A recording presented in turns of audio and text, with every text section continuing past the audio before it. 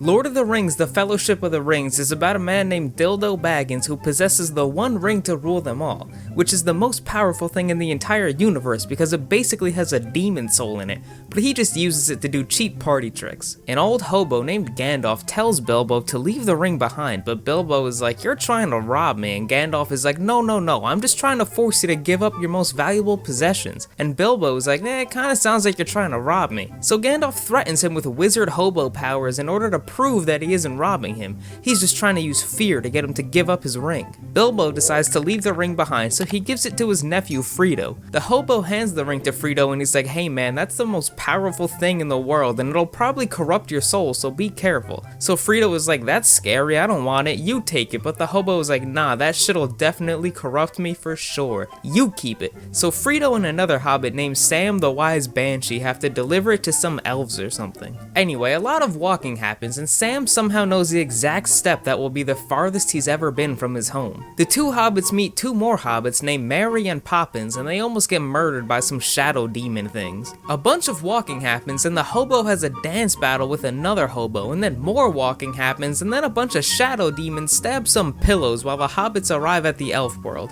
They just barely make it there and the elves are like, "Hey, thanks for the ring, but we don't really want it." So now Frodo has to drop the ring in a volcano, but he needs a team to go with him. The team consists of a guy named Ear of Corn, an elf named Legless, a small hairy thing named Gimli, and another guy named Boromir. More like Borophyll.